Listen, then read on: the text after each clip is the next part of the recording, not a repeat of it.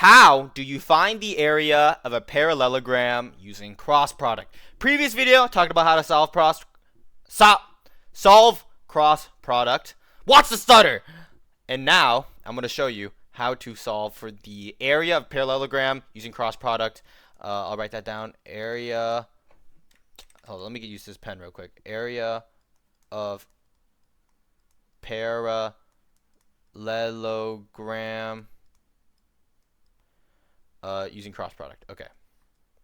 So I'm gonna show you a visual representation first of what I mean by parallelogram from two vectors. So let's say there's two vectors that look like this, starting off with the origin as usual. And let's name this one A, and let's name this one B. So what happens if we just put B again here? We put A again here.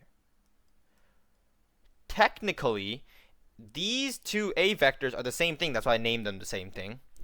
And this B vector is still the same as the bottom B vector. So the thing about this is, guess what? It makes a parallelogram. And how do you find the area here?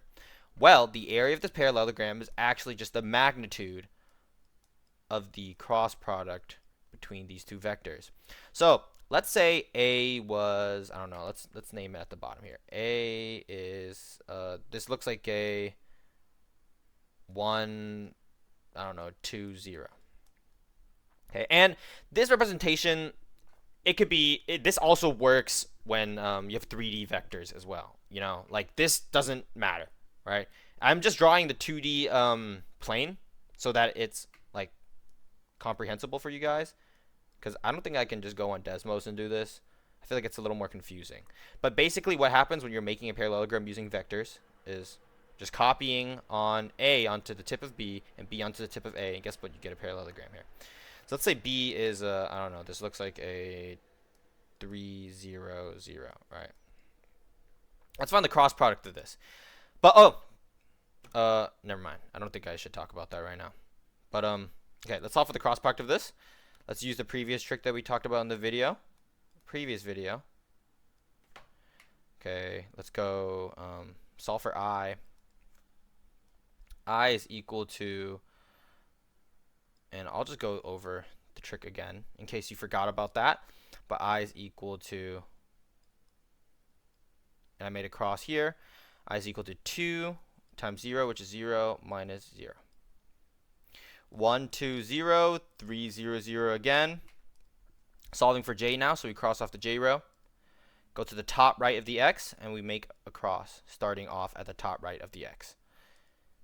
0 times 3 is 0. 1 times 0 is 0. So 0 minus 0 again. And the last one, K value, 3, 0, 0. We're going to cross off the K value. And we're going to draw arrows from the top right of the X. And remember, the reason why this is the top right is because we are like, I guess imagine there's like a secret portal here that goes to the other side and then hits the 1. So we're starting off with the 1 there. And then what we get is 0 minus 3 times 2 is 6. So the resulting cross product is equal to 0, 0, negative 6. So the thing about this is that the magnitude of this cross product is, well, obviously it's negative 6, but let's go through the Pythagorean theorem for this. Plus 6 squared is equal to 6. So the magnitude of this these cross product is 6. And turns out this number 6 is actually, I'm trying to draw this arrow, the area of this parallelogram. So all you have to do a cross product, find the magnitude of that area, right? No, find the magnitude of that vector, you get the area of the parallelogram. Now, what if it says to find the area of the triangle? Well, it's simple. A parallelogram is basically just two triangles that are split in half. So imagine that I drew the triangle here. And these triangles are actually equivalent. So what can we do with the area of the parallelogram the area of the parallelogram 6, to find the area of these two triangles. Well, simply divide it by 2. And 3 now is the area of the triangles. So basically, whenever you see a problem that tells you, let's find the area of a parallelogram, find the area of a triangle. Just take the magnitude of the cross product.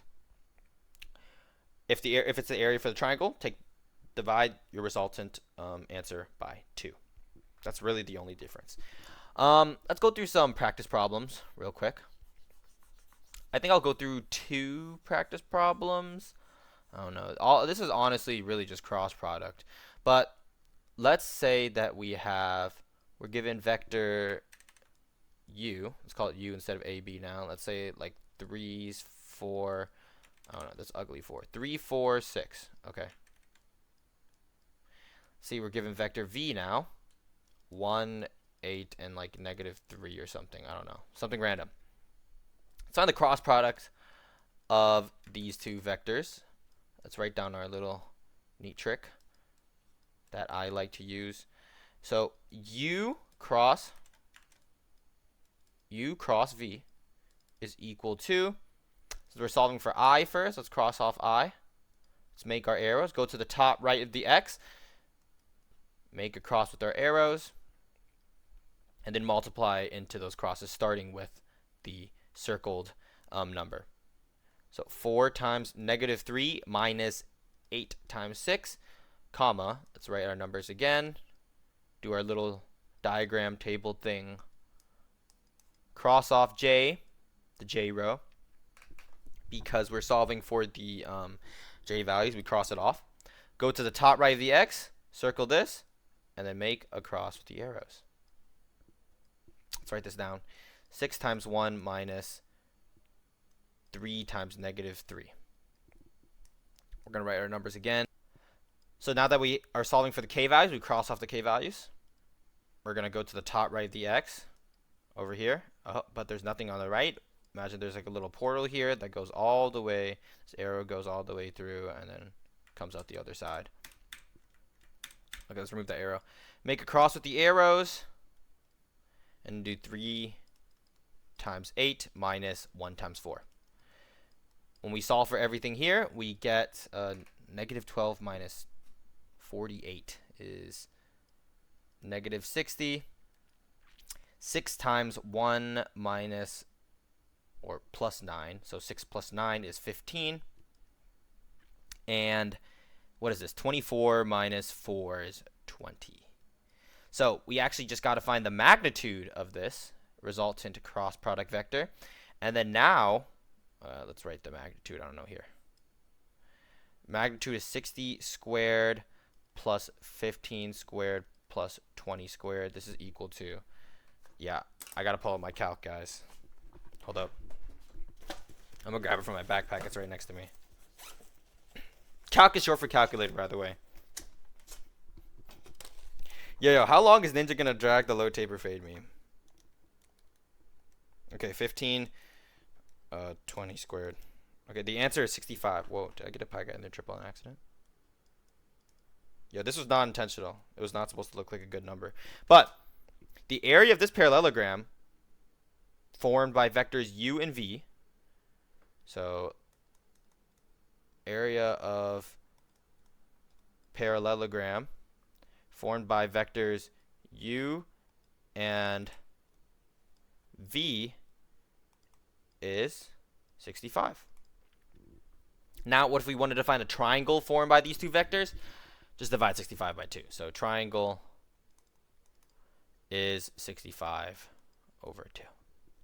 So this isn't too bad. I mean, like, it's just more cross product work. I'm going to be honest with you. This is one of those things that you either know or you don't know. So just keep this in mind. The magnitude of the cross product of two vectors. So the magnitude down here of all this of the cross product between two vectors is the area of the parallelogram that they form. And if you want to find the area of the triangle, just divide it by 2, because parallelograms form two triangles, evenly shaped triangles. Just want to, like, if you didn't know this, well, you're cooked on your exam. There's no way you'll be able to find it out. But If you have any questions, put it down in the comment section. Thanks for watching.